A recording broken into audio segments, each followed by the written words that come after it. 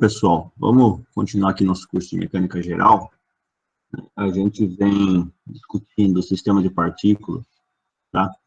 E na aula passada, a gente continuou a discussão falando de conservação de energia, né? Então, a gente já tinha visto conservação de momento, tá? E agora, daí a gente viu conservação de energia para um sistema de partículas, né?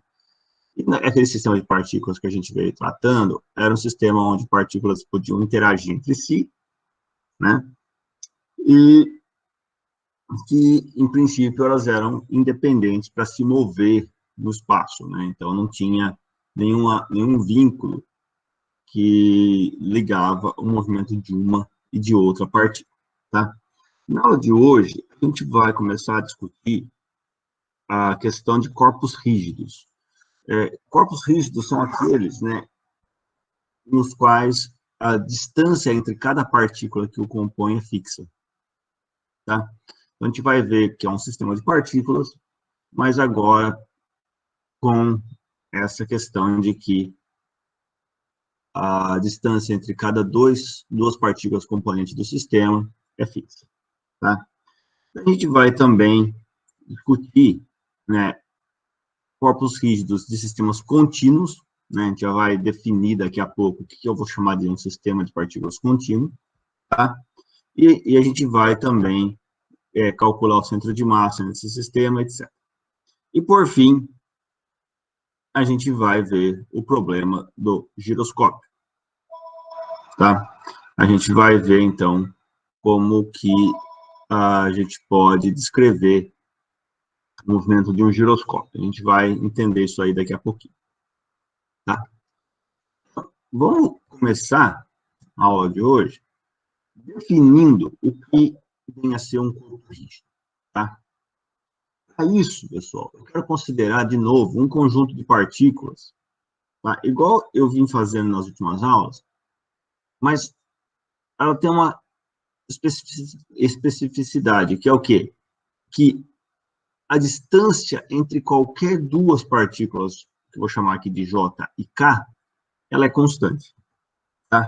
Então, eu vou falar para vocês que o módulo de RJK, que é igual ao módulo de RJ menos RK, vetor, né? É igual a uma constante, tá? Note vocês que o vetor RJK não é necessariamente constante, tá? Apenas seu módulo. Ou seja, se eu tenho a partícula aqui, essa aqui é a partícula J, a partícula K, digamos. Essa aqui é a partícula J. Aqui é o vetor RJK. Tá? O que pode acontecer no corpo rígido, por exemplo, é esse sistema mudar para cá, por exemplo. Tá? Vou colocar aqui a partícula K de novo e a partícula J aqui. O módulo, né? O meu desenho está meio ruim, mas o módulo do RJK não mudou. Agora, o RJK mudou completamente. O vetor RJK é outro. Tá? Então, é isso que a gente está falando. O módulo não muda. Tá? Só o módulo. Tá joia? Então, vamos dar uma olhadinha no sistema desse jeito. O que acontece, por exemplo, com as energias, né, no corpo rígido? Primeiro, vamos olhar, então, todo o trabalho realizado pelas forças internas, tá? Vou chamar de força interna. Como eu já estou falando de força, só vou falar de força interna nesse momento, nem coloquei, que nem na aula passada, FJK int. Tá? Eu vou falar só FJK. Tá? Então, eu vou falar que eu quero calcular qual que é o trabalho realizado por uma força interna FJK para mover a partícula K num caminho DRK. Tá? Então, eu vou pegar o meu sistema de partículas, vou tirar de um ponto, vou colocar em outro, né? Ou de um estado A para um estado B, de modo que a partícula K se mova por um DRK. Então, eu quero saber qual que é o trabalho que a força interna FJK fez para que ocorra essa mudança. Então, o trabalho, que vou chamar de DWJK, nada mais é do que o FJK escalar DRK, né? Escalar o quanto que moveu a minha partícula K. Tá joia? Tá? Ao mesmo tempo, o trabalho FKJ para mover a partícula J em um caminho DRJ é DWKJ igual a um FKJ escalar DRJ. Certo? Aqui. Legal. Legal. Então, o que acontece? Se eu quero calcular, né, o trabalho, a soma desses trabalhos, primeiro eu vou lembrar que pela terceira lei de Newton, o FKJ é igual a menos FJK. Tá? E daí eu posso somar os dois trabalhos, quer dizer, o trabalho que uma partícula fez para mover a outra, da seguinte forma, ó, eu posso falar que dWJK mais dWKJ é igual a um FKJ escalar dr mais FJK escalar dr, mas eu posso trocar esse FJK aqui por menos FKJ, de modo que fica FKJ escalar drJ menos FKJ escalar drK. Tá bem? Ou ainda eu posso rearranjar e falar que a soma desses trabalhos é FKJ escalar D, RJ menos RK. Tá? Notem vocês que é o vetor, tá? É o vetor RJ menos RK. Tá? Notem vocês isso daí. Tá? Não é o módulo de RJ menos RK.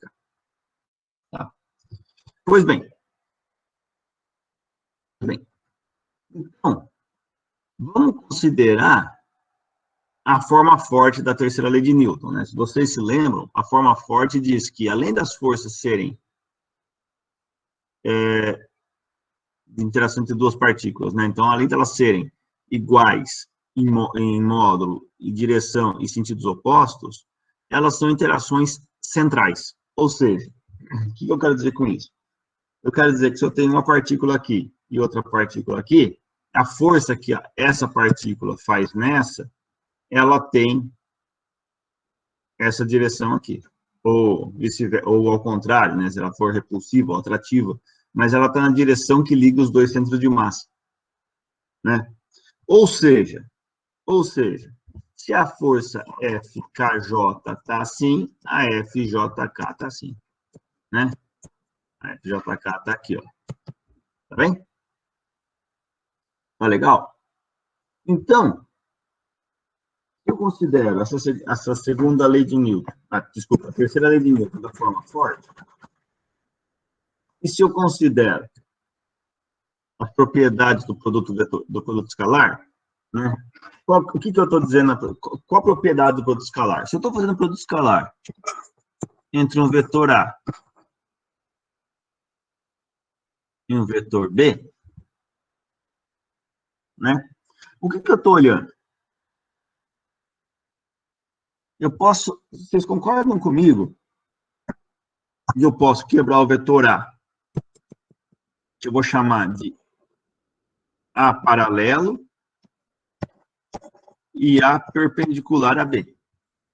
Isso daqui nada mais é do que o módulo de B vezes o módulo do A paralelo. Vocês concordam? Que, na verdade, é módulo de A vezes módulo de B vezes o cosseno do ângulo. Eles fazem entre si, que eu chamei de θ. Tá bem? Então, note que pelas propriedades do produto escalar, o que me importa é esse A paralelo, né?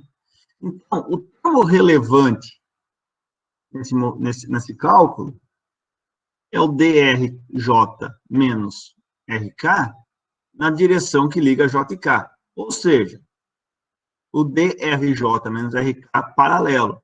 Mas se o corpo é rígido, J e K são ligados por uma haste fixa. Ou seja, consequentemente, o DRJ menos RK paralelo é nulo, porque eles não pode mudar, né? Porque é rígido. Se ele é nulo, o DWJK mais DWKJ é zero, né? Então, note que o que importa para mim é esse cara paralelo à distância que liga os dois pontos. Então, quer dizer, se eu estou aqui com os dois corpos, se eu mudei um para cá, o outro vem para cá igual, né? Então, nessa direção aqui, o que um move, o outro move também. Então, pessoal, o que acontece é que o trabalho feito por cada duas partículas dentro desse sistema é zero. Conclui-se, então, que o quê? Num corpo rígido, as forças internas não fazem trabalho. Não fazem, né? Não parece que eu estou parecendo estrangeiro falando português. Não fazer. Não fazem, né? Aqui ficou... Errei aqui na digitação. Tá. A força interna, então, elas não fazem trabalho. Tá joia? Então, o que acontece aqui? Acontece que, se eu somo o trabalho de todas as partículas do meu sistema, do meu corpo rígido, eu posso somar de 2 a 2, né? Eu posso somar as partículas J com as partículas K, das interações entre elas. Isso, eu vou estar somando zeros, de forma que o trabalho total das forças internas é zero. Tá? Então, a energia cinética do sistema só muda sob a ação de uma força externa. Então, para eu mudar o meu sistema, eu preciso da ação de uma força externa. Tá joia? Então, o que acontece aqui? O meu corpo rígido, né? Eu vou chamar meu corpo rígido daquele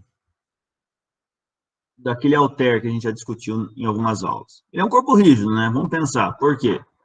Tem uma massinha aqui, que eu vou chamar de pontual, vou chamar de duas partículas, a gente sabe que não é, mas vou chamar, e tem uma haste sem massa. Tá? Então, o que acontece? Acontece que, se esse pedaço se move, esse pedaço, se ele pode, o que ele pode fazer, né? Ele pode andar para lá e para cá, ou seja, ele pode vir para cá, só que esse cara vem também. Ele pode ir para cima, por exemplo, esse cara vem também. Agora, ele pode rodar, por exemplo, em torno desse cara, de modo que esse cara não se mexe. Tá? Ou seja, o corpo rígido, ele só pode transladar e rotacionar. Ele não pode, por exemplo, pegar esse cara vir para cá e esse cara vir para cá. Ou esse cara vir para cá e esse cara ir para lá. Ou qualquer outro movimento. Né? Por quê? Porque a distância aqui tem que ser mantida constante. É como se eu tivesse pego as duas partículas e colado na ponta de um cabo de vassoura. Tá bem? Bom, dito isso, pessoal, a gente reduziu o nosso problema de sistema de partículas para um problema que só pode rotacionar e transladar. Tá? Agora, se eu estou falando de corpo rígido, tá? Eu posso começar, com uma certa facilidade, a tratar do problema que eu vou chamar de sistema de partículas, mas vou chamar de sistema contínuo. Tá? Ou seja, eu vou ver o sistema agora que tem um número muito grande de partículas. Tá? Como que eu vou escrevê-lo, né?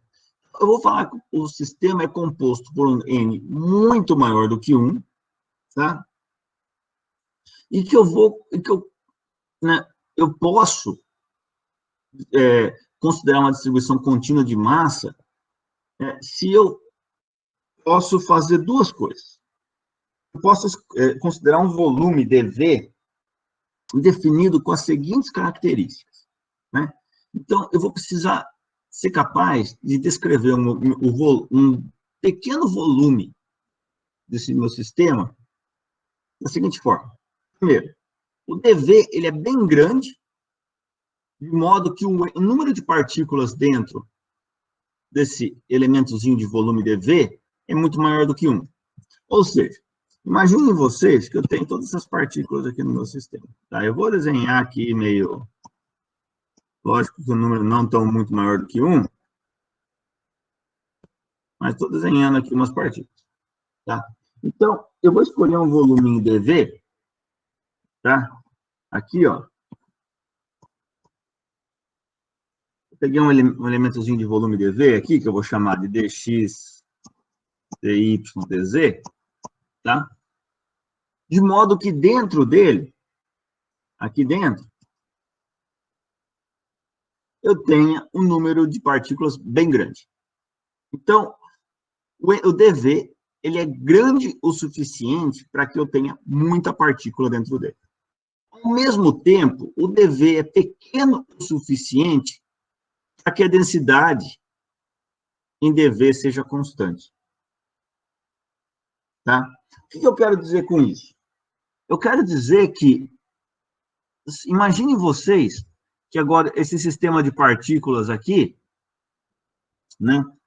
Eu tenho, então, a distância, basicamente o que eu quero dizer é que a distância entre cada duas partículas, ela é pequena o suficiente para que aquele volume que eu peguei possa abraçar um montão de partículas. Tá? E além disso, eu consigo pegar e olhar dentro desse voluminho e não ver diferença. Tá? Eu olho dentro desse voluminho, eu vejo como se fosse uma... Eu posso praticamente tratar esse voluminho como uma partícula, bem dizer. Eu posso olhar para ele e falar que ele tem uma densidade constante. Tá? Então, se eu pego esse voluminho em azul aqui, depois pego esse voluminho em amarelo, tá? A densidade desse pedaço de volume aqui pode ser diferente de azul. A do azul escuro aqui, também, tá? E assim por diante. Agora, dentro desse azul escuro, a densidade é constante. Dentro desse azul claro, a densidade é constante. Dentro desse amarelo, a densidade é constante. Tá? Então, eu quero ter uma quantidade de partículas que me permita fazer isso daí. Tá? Quando isso é possível, eu vou falar, então, que eu tenho uma densidade que eu vou chamar de ρ, que vai ser um ρ que vai depender de x, y, z, tá? Ou seja, o meu corpo ele é grande o suficiente, né, com um número grande o suficiente de partículas, que eu posso, então, definir cada elementozinho de volume, aquele que eu havia desenhado aqui, como uma posição x, y, z. E eu vou falar que a densidade nesse ponto x, y, z, ele é definido como dm/dv. Tá? E esse dm/dv depende da posição x, y, z. Tá? Então, eu vou poder escrever o seguinte: a massa que antigamente eu escrevia como a soma em I, perdão, de MI, então eu somava M1 mais M2 mais M3 mais MN, agora ela vai se tornar uma integral, que é muito mais fácil de lidar, tá? Então vai ser uma integral de dm. Então, ao invés de eu fazer uma sominha nos MI, eu vou fazer uma integral em dm. Mas o dm nada mais é do que o ρ/dv. Tá? Ou seja, a massa nada mais é do que a integral de ρ em dx, dy e dz. Tá? Tá joia? Eu posso, por exemplo, também fazer essa integral em coordenadas esféricas, né? Então, seria em r² seno de θ dr de θ dφ. Né? Eu posso, depende muito de como eu descrevi meu problema. Mas o conceito importante é, eu paro de somar as massas e passo a integrar as densidades. Legal? Bom, mas muitas vezes o sistema de partícula, né, o corpo rígido, ele forma uma distribuição contínua de massas que é superficial ou linear, tá? Eu vou dar um exemplo. Ó, uma esfera, né? Uma esfera é volumétrica. Se eu pego um disco, é uma distribuição superficial. Tá? O que eu vou definir que é uma distribuição superficial? É se uma das dimensões, aqui no caso o eixo Z do disco, ele é muito menor. Então, essa espessura aqui, ela é muito menor do que as outras dimensões. Tá? E o que eu vou dizer para vocês com uma distribuição linear? Por exemplo, um anel. Tá? Então, eu só tenho massa aqui onde eu desenhei de azul. Eu não tenho massa dentro. Aqui não tem massa. Tá? Então, se eu tenho um anel fino, eu posso dizer que a massa é uma distribuição linear desse anel. Tá? Então, se eu tenho uma distribuição volumétrica, a gente já viu.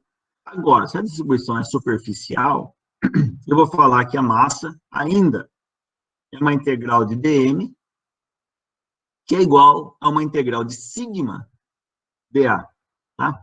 O sigma, eu vou falar que é dm sobre dA. dm dA. Tá? Isso aí eu vou chamar de densidade superficial de massa.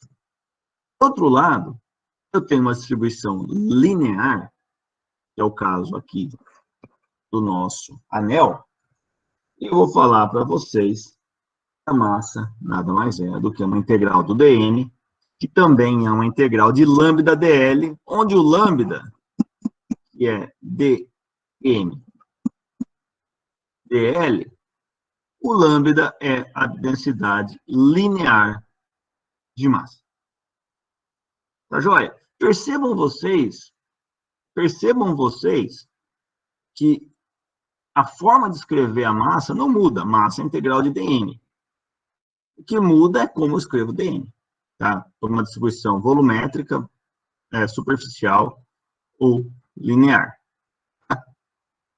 Então, pessoal, com isso, com a massa definida dessa forma, né, como integral de dm, eu posso definir para vocês a posição do centro de massa do meu sistema. Tá? Como que eu escrevo a posição do centro de massa? Lembrem vocês que a posição do centro de massa é 1 sobre mão, vezes a soma em K de MKRK. Tá? Isso é o que a gente escreveu na aula passada. Agora, eu não tenho mais um MK, né? Eu tenho um dm. Então, a posição do centro de massa vai se tornar 1 sobre mão, 1 sobre a massa total, integral do vetor R dm. Ou seja, se eu tenho uma distribuição volumétrica, ele vai ficar 1 sobre mão, integral de R, ρ de x, y, z, dv. Tá? Ou, em outras palavras, 1 sobre m, integral de R, ρ de x, y, z, dx, dy, dz. Tá? Então, notem que até o cálculo do centro de massa torna-se algo não tão difícil. A gente vai ver daqui a pouco que isso é verdade. Tá? E, de novo, eu estou tratando de um corpo rígido que forma uma distribuição de massa que é superficial ou linear, assim como no caso da massa total, a integral do centro de massa vai virar exatamente daquela forma. Uma distribuição é superficial, O R é 1 sobre M, integral de R sigma dA. Percebam, pessoal, percebam que aqui eu escrevi um sigma de x e y, dx dy, tá? Isso aqui é um exemplo se eu tenho um plano, tá? Na verdade, o caso geral é isso daqui, tá? É sigma que pode depender de x, y e z, tá? Aqui no caso que eu tenho um plano, tá? É um exemplo, tá? Eu devia ter escrito isso na nota de aula, eu não escrevi, tá? Por quê? Porque se eu estou fazendo uma superfície de uma esfera, tá? Se eu estou trabalhando na superfície de uma esfera, não faz sentido eu falar o sigma de x e y, mas ainda eu estou falando de sigma, porque a superfície ainda é uma área, tá? Mas é uma área numa esfera. Então, o sigma vai depender, eu posso fazer essa integral em θ e φ, né? Porque a casca de uma esfera não varia o r, varia só θ e φ. Tá? Pois bem, se eu tenho uma distribuição linear, agora o R é um R de lambda x, y e z dl. No caso de eu ter uma linha reta, né, tipo uma haste, essa integral ela é mais simples. É 1 sobre m, integral de lambda x dx. R lambda x dx. Tá? Se eu tenho uma densidade só no eixo x, por exemplo. Tá? Mas note que isso aí não é verdade sempre. Por quê? Porque um anel, por exemplo, eu tenho lambda em x e y. Tá? Outras distribuições um pouco mais complexas podem ter distribuição lambda de x, y e z, por exemplo. Tá? Então, por isso que a forma geral é essa daqui. Tá bem, pessoal? Então, para ficar um pouquinho claro, né? Por exemplo, calcular o x do centro de massa em uma distribuição volumétrica, como é que eu faço? Simplesmente 1 sobre m integral de x ou de x, y e z dx, dy, dz. Tá? Então, eu não, quando eu escrevo com o vetor aqui, ele meio que nos assusta, mas note que para resolver o x, é só usar o x, para resolver o y, é só colocar o y, para resolver o z, é só colocar o z. Tá bem? E a gente tem algumas facilidades na hora de calcular esse centro de massa de uma distribuição contínua. Tá? Existem simetrias do problema que nos facilitam. Vamos olhar isso aí. Tá? Então, muitas vezes, a gente tem, como eu falei, simetrias no problema que facilitam o cálculo do centro de massa. Primeiro, o sistema apresenta um plano de simetria. Tá? O centro de massa está nesse plano. Por exemplo, vou ver se eu consigo desenhar um negócio aqui. Ó, um negócio, sei lá, um negócio mais ou menos assim, não está simétrico. Se eu olhar, imagina se isso aqui fosse 3D, tá? Se eu corto ele aqui,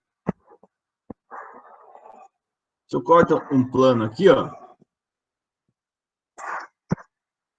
a parte de cima é idêntica à parte de baixo, certo? Ou seja, eu tenho um plano de simetria. Tá? Então, se eu olho para cima e para baixo, eu vejo a mesma coisa.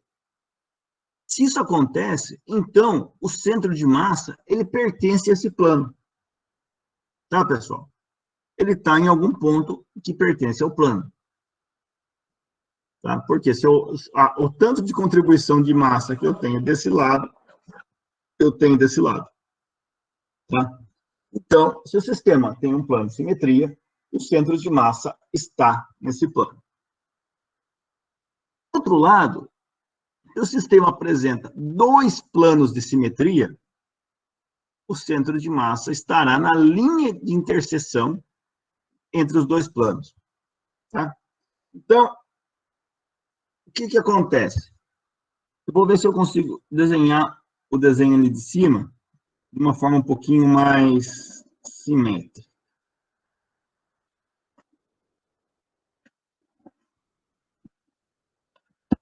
Tá, vamos imaginar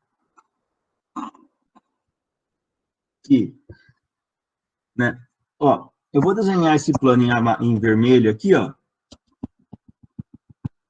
Então, salvo o meu desenho muito ruim, mas eu vou dizer para vocês que desse lado e desse lado, o corpo é igual. Tá? Então, se eu quebrá-lo nesse plano vertical, o corpo ele é idêntico dos dois lados. Então, ele tem um plano de simetria vertical. E eu vou dizer para vocês que se eu pegar esse plano aqui, ó, azul escuro, para cima e para baixo ele também é igual. Tá? Então, o que acontece? Se eu tenho, eu vou desenhar o plano aqui, tá? Então, se eu tenho esse plano na horizontal e eu tenho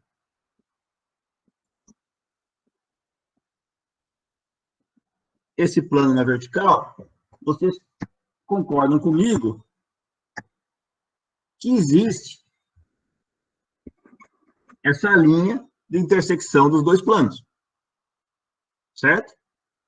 Ou seja, o centro de massa está nessa linha de intersecção. Tá? O centro de massa pertence a essa linha de intersecção. Então, esse é a segunda simetria que nos ajuda. A terceira simetria é uma extrapolação das duas primeiras, né? Que é o quê?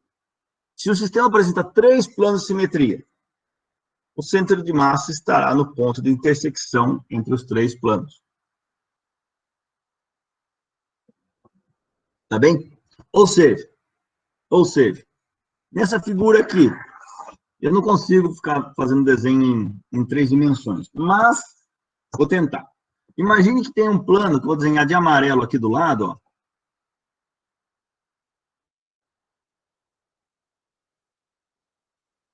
Que também é de simetria. Então, se eu olhar entrando na tela ou saindo da tela, né? Então, se eu olhar aqui saindo da tela ou entrando na tela,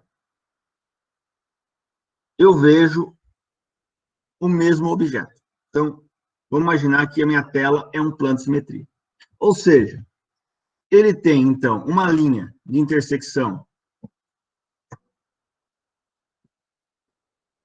com esse plano vertical, e ele tem uma linha de intersecção com esse plano horizontal. Ou seja, eles têm esse ponto de intersecção aqui. E esse ponto de intersecção é o centro de massa. Tá bem? Então, se eu tenho 3 planos de simetria, o centro de massa é o ponto de intersecção entre esses 3 planos. Tá? Percebam vocês que se eu tenho 3 planos de simetria, vai haver um ponto de intersecção. Não faz sentido não ter. Tá? Tá? Não faz sentido, por exemplo, eu falar que eu tenho esse plano de simetria, vou desenhar aqui, ó, esse plano de simetria e esse plano de simetria que são paralelos. Não faz sentido, né? Então, não tem como os dois ser plano de simetria. Tá bem? O quarto e último atalho que a gente tem é que se o sistema apresenta um eixo de simetria, o centro de massa está nesse eixo. Tá? Esse caso 4 aqui é meio que meio que uma extrapolação do caso 2. Tá? Mas ele é um pouco mais poderoso. Por quê? Vamos imaginar um cilindro, tá, pessoal? O cilindro homogêneo, eu tenho esse eixo aqui, que para qualquer lado que eu olho, em torno desse eixo, eu vejo o mesmo cilindro, mesma coisa. Então, eu sei que o meu centro de massa pertence ao eixo Z. Tá? Aonde ele está no eixo Z, eu não sei, mas ele pertence ao eixo Z. Tá bem? Tá joia? Então, isso facilita demais para a gente calcular o centro de massa de um sistema contínuo. E agora, a quinta e última, o quinto e último atalho que a gente tem, não tem a ver com simetria, isso que eu deixei um pouco isolado, é interessante, que é o seguinte, ó, que se eu tenho N corpos de massa e posição do centro de massa conhecido, o centro de massa do sistema pode ser calculado considerando como cada corpo sendo uma massinha pontual localizada no seu centro de massa. Tá? Um exemplo aqui meio bizarro. Vamos imaginar que eu tenho um cubo e dentro desse cubo eu tenho uma esferinha. A esferinha está aqui, ó.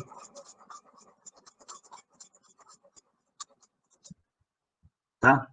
Uma posição dada. Então, o cubo, ele tem uma densidade, tá? E a esfera tem outra.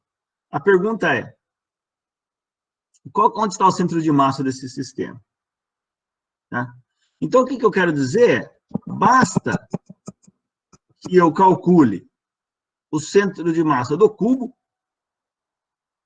e, digamos que a massa do cubo é mc, a massa da esfera é m/e, tá?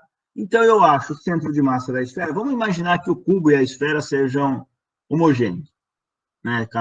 Então, eu vou dizer que o centro de massa da esfera, obviamente, está no centro da esfera. Opa! Aqui. E o centro de massa do cubo está no centro do cubo. Centro do cubo e centro da esfera, tá? Então, basta que eu calcule, né, a posição do centro da esfera, a posição do centro do cubo, e o centro de massa do meu sistema vai ser 1 sobre massa cubo mais massa esfera, vezes centro de massa do cubo, massa cubo, mais centro de massa da esfera, massa esfera. Que nem a gente fez na aula passada. Tá bem? Isso facilita muito a vida da gente. Tá? Vamos ver um exemplo? Vamos ver um exemplo que nos permite explorar essas simetrias. Professor. Né? O exemplo que eu quero fazer, pessoal, é um paralelepípedo uniforme de massa e-mão, tá? Que possui um furo nele. E o furo é como nessa figura aqui, ó. Então, eu tenho esse paralelepípedo.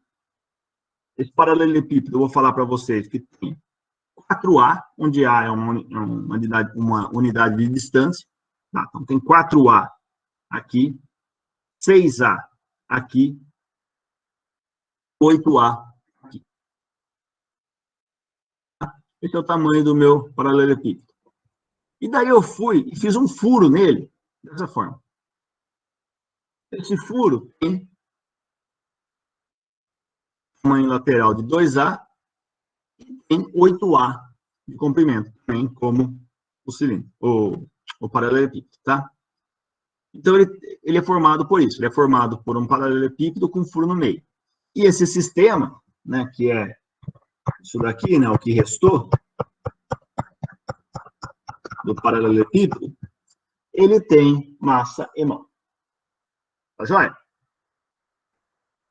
Então, eu esqueci, né, esse furo, ele foi feito com uma altura 3A da base do paralelepípedo. Tá?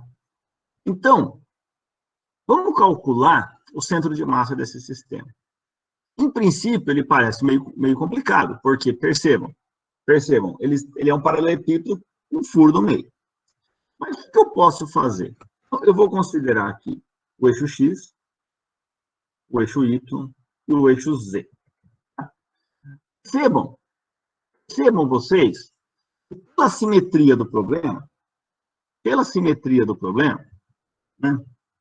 Vou desenhar a simetria do problema aqui em azul escuro. Eu sei que esse plano aqui é um plano de simetria. Vocês concordam? Porque tudo que acontece para cá, acontece para lá. Então, o eixo X, na direção X, eu sei onde está o centro de massa. Está nesse plano. E esse plano, obviamente, está na posição X igual a 2A. Certo? O Y, vou fazer de roxo aqui, é a mesma coisa. O Y, se eu olho para cá ou para lá, eu vejo a mesma coisa. Se eu corto no meio, eu tenho que o Y do centro de massa é igual a 4A. Tá joia? Nem preciso fazer conta. Eu vou para a simetria do problema. O fato do paralelepípedo ser uniforme, né? Ou seja, a distribuição de massa nele é uniforme. E o furo está feito de forma simétrica também, né? Nos planos X e Y. Tá? Então, o centro de massa X e o centro de massa Y nem preciso calcular. Ele já salta aos olhos aqui pelo desenho. Tá? Eu preciso calcular o Z. Para calcular o Z, o que eu vou fazer?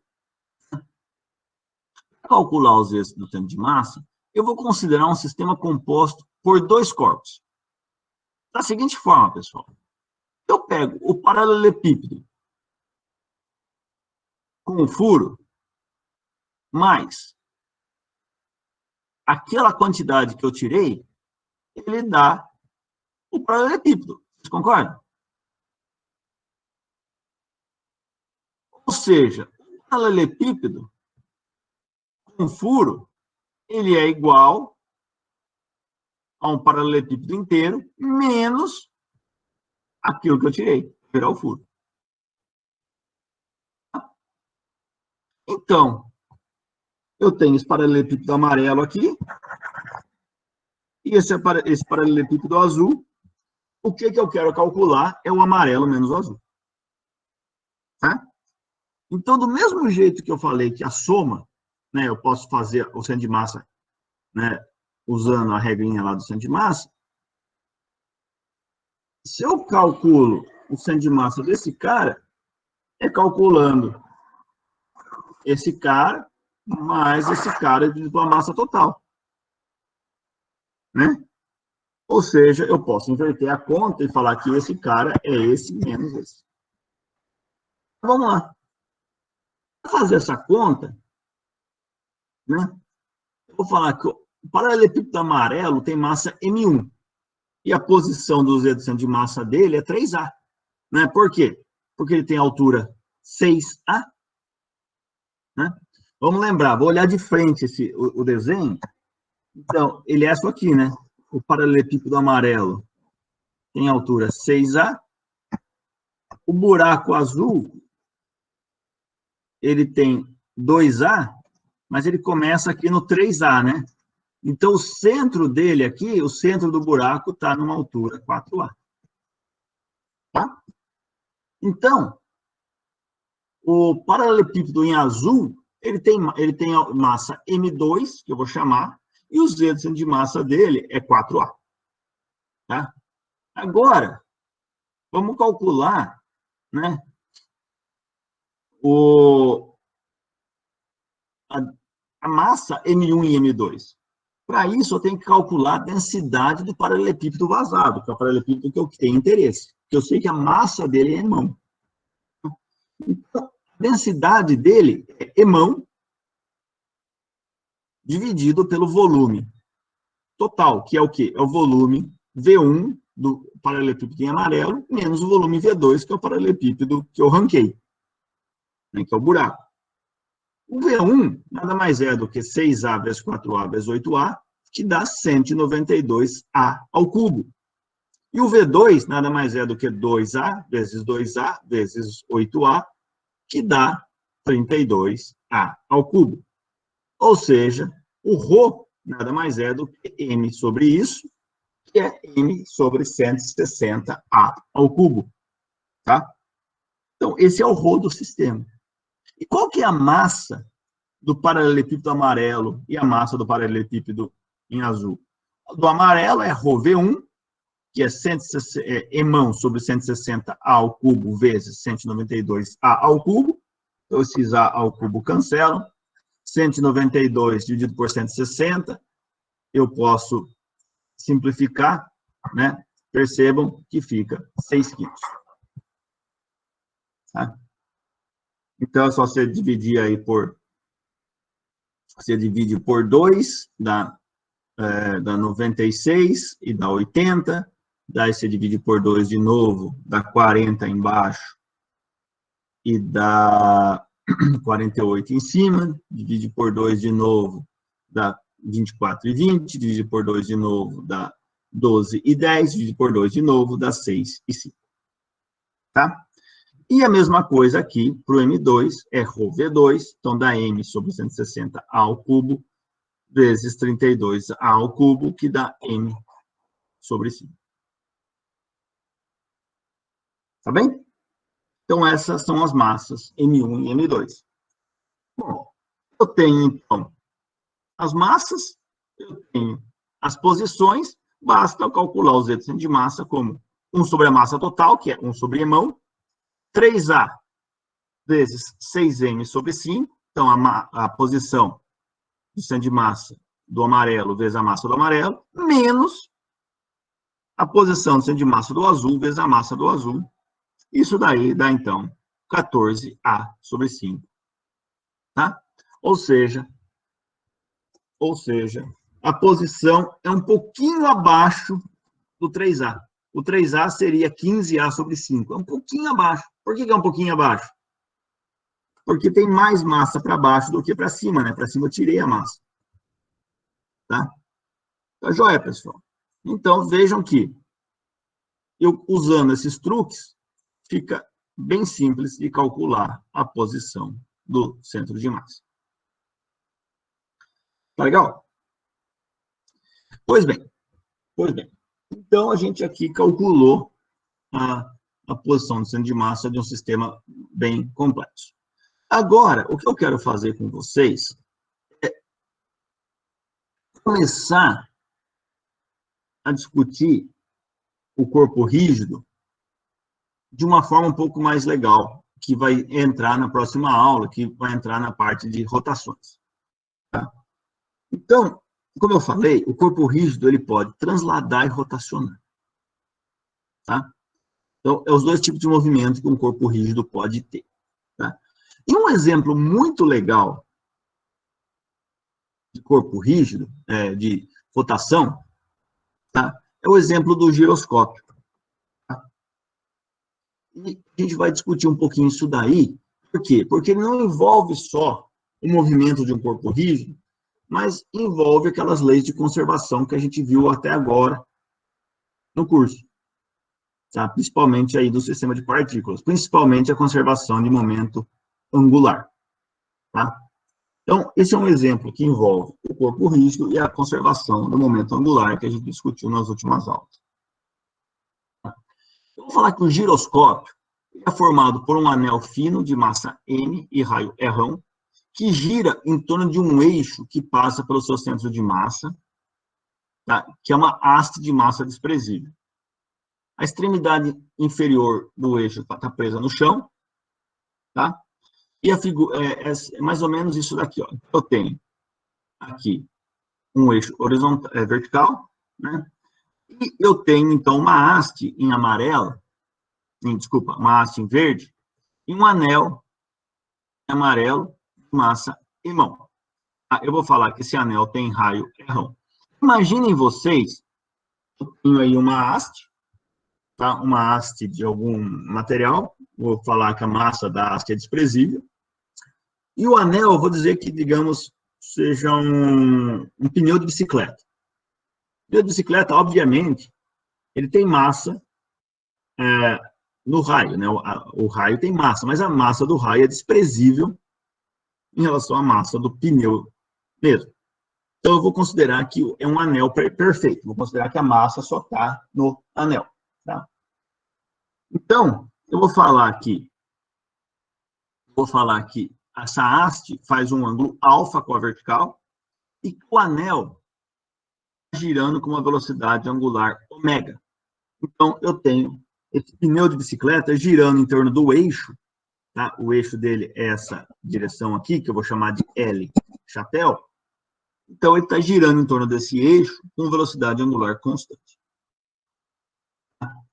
E eu vou falar que linho é a distância daqui até aqui. Tá? Tá legal? Então, a pergunta que eu quero fazer é, quando que o ângulo alfa é constante e que mantemos a velocidade angular do anel ômega, a pergunta que eu vou fazer é um pouco mais genérica. Se eu tô fixo nesse ponto, mas isso aqui é um ponto de apoio, de modo que o bastão ele pode se mexer, né? Qual vai ser o movimento desse cara? Ele vai, veja, se o alfa é constante, ele não vai cair, né? O que ele vai fazer? Ele vai rotacionar em torno desse eixo Z. Ele vai fazer um movimento que eu vou chamar de movimento de precessão. Tá? E eu quero calcular qual que é essa velocidade angular, omegão, ômega maiúsculo aqui, de precessão do sistema. Tá?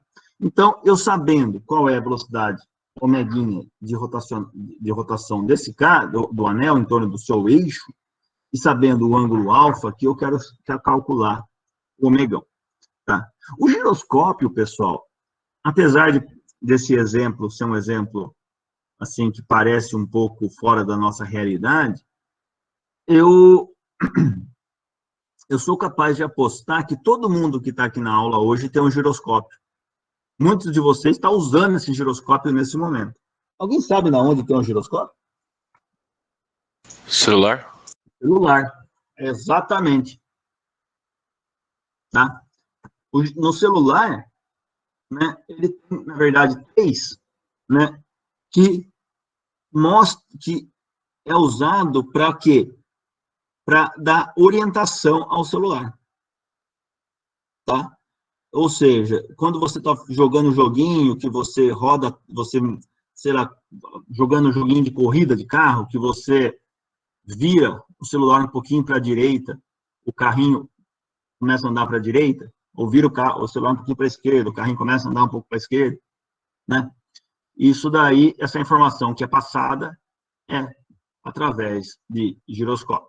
Tá? Você muda um pouquinho o momento angular dele e ele passa essa informação, transforma essa informação em informação eletrônica, né? E passa a informação aí para a parte de software. Tá? Então, ele está muito mais presente na nossa vida do que a gente imagina. Tá? Vamos calcular, então, qual que é essa velocidade de precessão. Vamos desenhar de novo o nosso giroscópio aqui. Tem massa em mão, raio errão, ângulo alfa, tá? Girando com a velocidade omeguinha. Eu vou desenhar aqui, então, o x, o y e o z. Tá? Então, x, y e z. Tá? Então, pessoal, o que eu vou fazer aqui? Primeira coisa, eu vou projetar esse cara aqui no plano XY e no Z.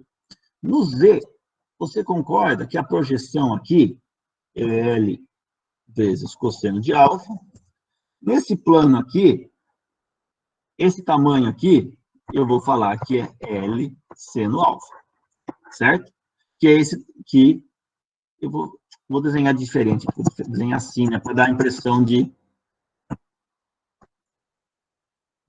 profundidade, né? Vou desenhar com a mesma angulação que eu desenhei embaixo. Certo? Então, né? E aqui ele faz um ângulo θ com o eixo x. De modo que se eu pego, então, a projeção em x,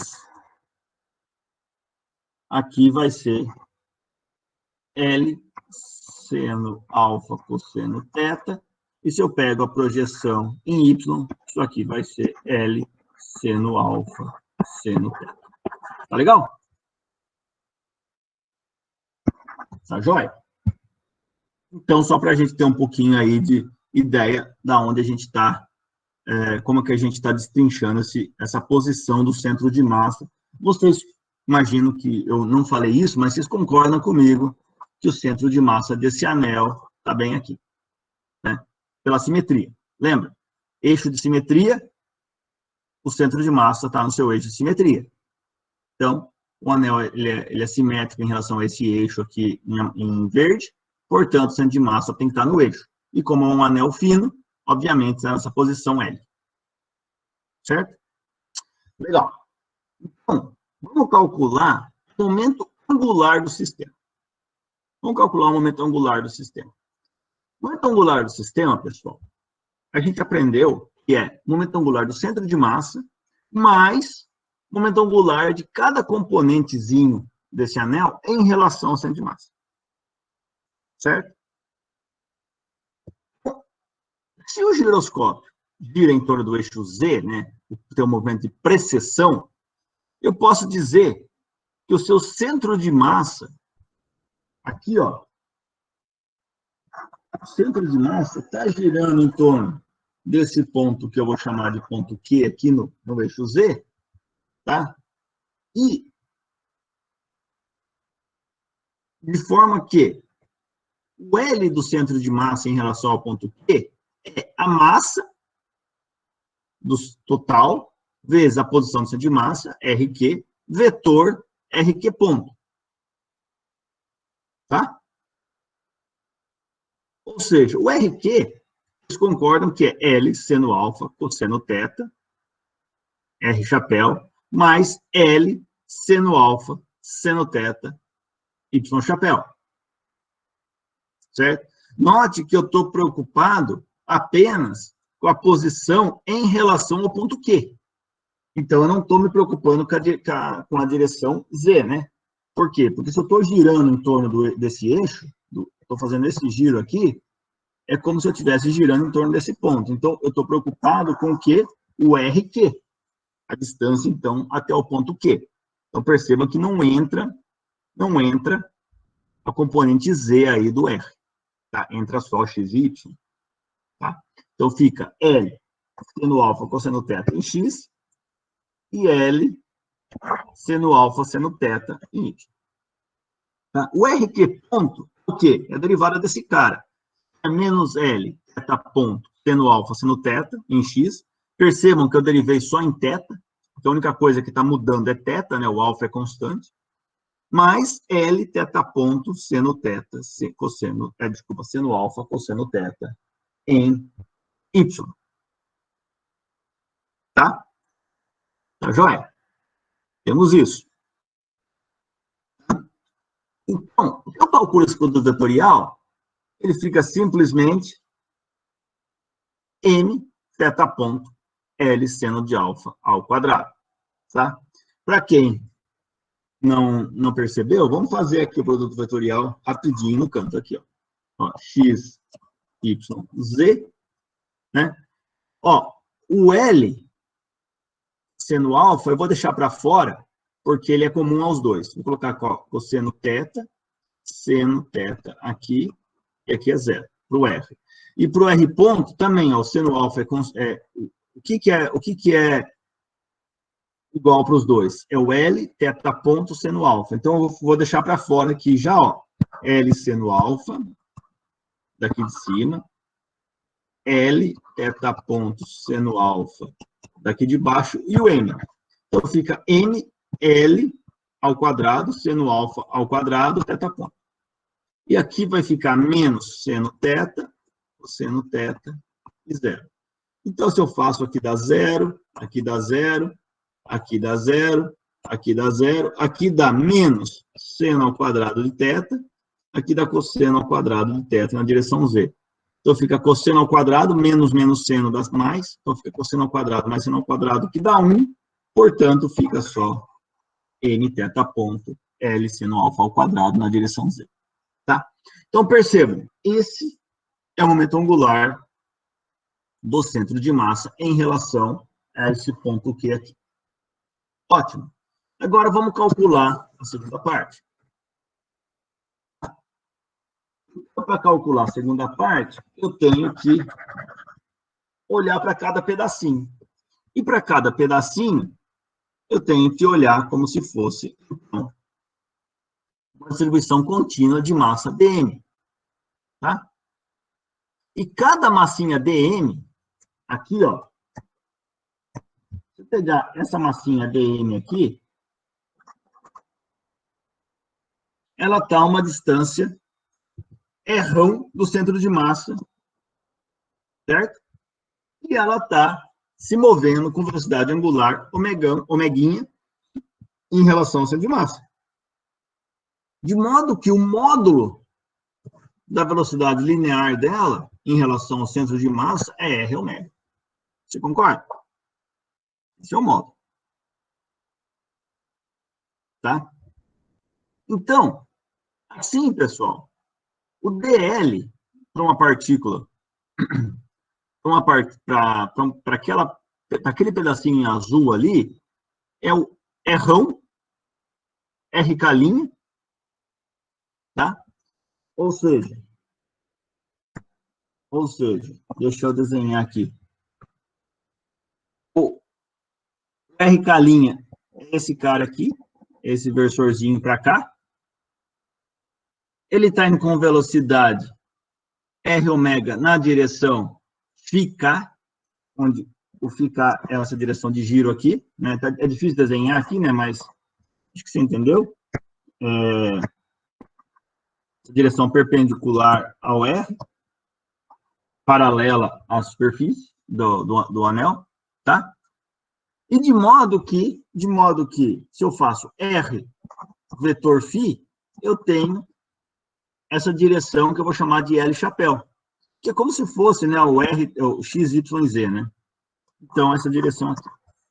Então, se eu faço a continha, o dlk é R quadrado, ômega, dm, L chapéu. Certo? Certo? E o dm nada mais é do que m sobre 2πr, r de φ. Né? Porque o elemento dl de comprimento aqui, ele é r de φ. Então, o dm é simplesmente isso daí, a massa total sobre o comprimento do anel, vezes r de φ. E agora, então, basta que eu integre de 0 a 2π, isso aí dá simplesmente mr ao quadrado, ômega, L chapéu. Agora, quem que é L chapéu, né, pessoal? L chapéu nada mais é que seno alfa cosseno θ em x, mais seno alfa seno θ em y, mais cosseno alfa em z. A gente acabou de fazer isso no slide anterior. Tá? De modo, então, que eu só substituo aqui. Ó. E o momento angular total nada mais é do que mr ao quadrado ômega vezes L chapéu, que é seno alfa cosseno θ x chapéu, mais seno alfa seno θ y chapéu, mais cosseno alfa z chapéu, mais o termo do centro de massa, que é nθ ponto L seno alfa ao quadrado z chapéu. Tá legal. Esse é o momento angular do meu sistema. Tá? Bom, vejam, a gente usou o que a gente conhece de centro de massa, né, de cálculo do centro de massa. A gente usou, né, a simetria do problema para calcular o centro de massa. A gente usou uma distribuição contínua para calcular o dm, aula de hoje, e a gente está usando, né, os conceitos de 2 aulas atrás sobre o momento angular de um sistema de partículas, que é o quê? O momento angular do centro de massa mais o momento relativo ao centro de massa. Tá? Legal. Legal. Então, vamos tomar a derivada do L e assumindo, né, que o alfa é constante e que o teta-ponto é igual ao omegão. Tá? Por quê? Porque eu estou falando que eu quero calcular qual que é a velocidade de precessão. Né? Então, se a velocidade de precessão é uma constante, eu já vou assumir isso daí no meu cálculo. Tá? Então, se eu tomo a derivada do LQ, eu vou fazer dl dt, ele vai ficar mr ao quadrado omeguinha omegão, tá? Onde eu substituí teta ponto por omegão já, menos seno alfa, seno teta, x chapéu, mais seno alfa, cosseno teta, y chapéu. Só para ficar claro, como que a gente chegou nisso? É aqui, né, pessoal? Ó, eu tiro a derivada desse cara aqui, ó, isso é constante, constante, constante. A derivada aqui dá. A única coisa... Ué.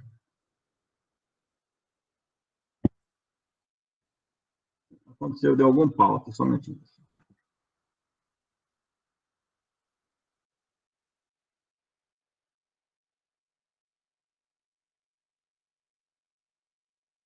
Então, voltando aqui no cálculo do LQ, né, na derivada dele, ó, isso aqui é constante, constante, constante. A derivada aqui é constante, a única derivada é cosseno teta, que dá teta menos teta ponto seno teta. Aqui dá teta ponto, faltou menos. Aqui dá teta ponto cosseno teta, aqui dá zero. E aqui dá zero. Por quê? Porque o teta ponto já é ômega, que é uma constante. Então, é constante, constante, constante, constante. Tá? Então, as únicas duas derivadas que aparecem isso daí. Se você olhar aqui, ó, é menos seno teta, mais cosseno teta, e o teta ponto eu já transformei em omegão aqui fora. Tá? Legal? Então, dl, dt, é isso daí.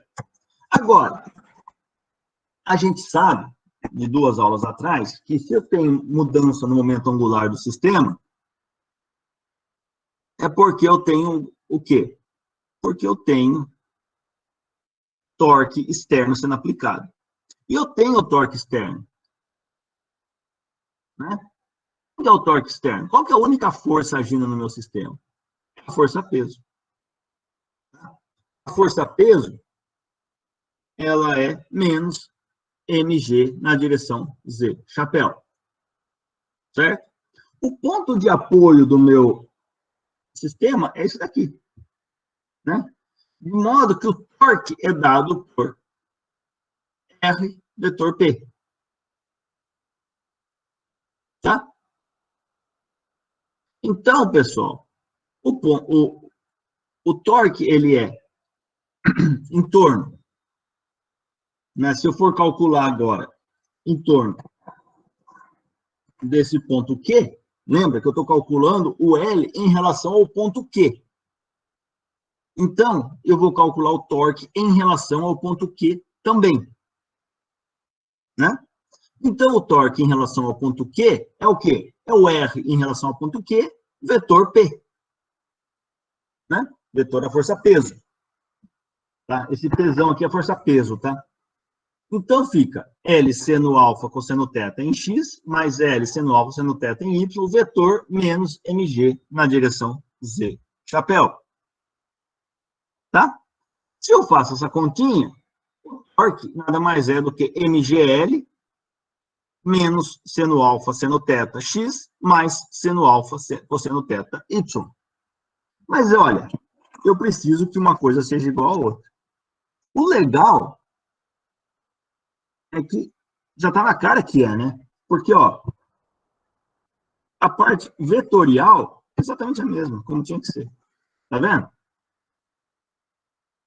Sobra, então, que isso tem que ser igual a isso. Tá? Ou seja, MGL tem que ser igual a MR ao quadrado omeguinho omegão. Então, temos que MR ao quadrado omeguinho omegão é igual a MGL, consequentemente, omegão é igual a GL sobre R ao quadrado omeguinho. Em outras palavras, percebam que o omegão depende basicamente do omeguinha. Por quê? Porque o G é uma constante da natureza. O L é uma constante do sistema, né? O L não muda, o L é constante. E o R também é uma constante do sistema. A única coisa que eu tenho capacidade de mudar no meu sistema é o omeguinha. Tá? Então, se eu coloco esse cara com um ângulo alfa aqui, ele vai ficar precessionando com a velocidade angular omegão, dependendo de qual que é essa velocidade omeguinha que está girando esse cara. Tá? Então, se eu tento causar um distúrbio no movimento, a conservação do momento angular tende a fazer com que ele volte para aquele movimento que eu tenho omegão igual ao omeguinha aqui. Tá? Então, né, eu tenho que o momento angular total do meu sistema é dado por mr ao quadrado omeguinha, seno de alfa, cosseno θ, x chapéu, seno de alfa, seno θ, y chapéu, mais mr ao quadrado omeguinha, cosseno alfa, mais emão, omegão, L seno ao quadrado de alfa na direção Z. Tá? Percebam vocês que o L na direção Z é constante. Tá? Tá? Por que ele é constante? Porque a única coisa que varia aqui é o θ. Mas por que o L na direção Z é constante? Porque o único torque agindo é na direção Z. Desculpa, o único torque não, a única força agindo é na direção Z. Portanto, não tem torque na direção Z. Portanto, o L na direção Z é uma constante do movimento. Tá? Porque não tem torque nessa direção. Tá joia, pessoal? Então, por fim, o que vai acontecer com esse giroscópio? O movimento dele, eu achei um gifzinho na internet, que mostra basicamente isso daí. Tá? O que vai acontecer é, porque o disco, aqui eles fazem com um disco ao invés de um anel, mas porque o disquinho está rodando com uma velocidade angular omeguinha, o sistema vai ficar fazendo esse movimento de precessão em torno do eixo Z. Tá? Existem diversos vídeos na internet, pessoal, que ilustram esse sistema, que são bem legais, tá? Que mostra, por exemplo, eu vou ver se eu coloco ao fim dessa videoaula, um link para um vídeo no YouTube, no qual eles fazem o exemplo com pneu de bicicleta, tá? E é bem interessante, você faz o pneu rodar, e o pneu fica precessionando, ao invés de simplesmente cair. Tá joia? Então, pessoal, na aula de hoje, a gente começou a discutir o problema de corpos rígidos. Então, a gente discutiu aí o que acontece com o trabalho das forças internas quando o corpo é rígido, ou seja, quando a distância entre duas partículas é fixa. A gente partiu do corpo rígido para um corpo rígido um pouquinho mais complexo, que é aquele onde ele é composto por um número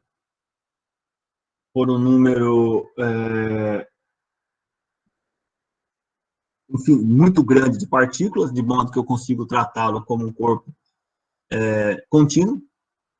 E daí eu peguei todos esses conceitos e usei para calcular o centro de massa e a massa total desse sistema contínuo, tá? Através de integrais. E, por fim, o que a gente fez? A gente fez o exemplo do giroscópio, que engloba tanto conceitos de cálculo de centro de massa, tá? Cálculo de massa total, e também conceitos de conservação de momento angular no sistema de partículas. Tá? Na próxima aula, pessoal, a gente vai pegar o gancho nisso daqui, né? A gente está olhando o movimento de rotação, e a gente vai começar, então, a discutir, né, a rotação de um corpo rígido. Tá? Então, a gente termina a aula por aqui, e eu fico aqui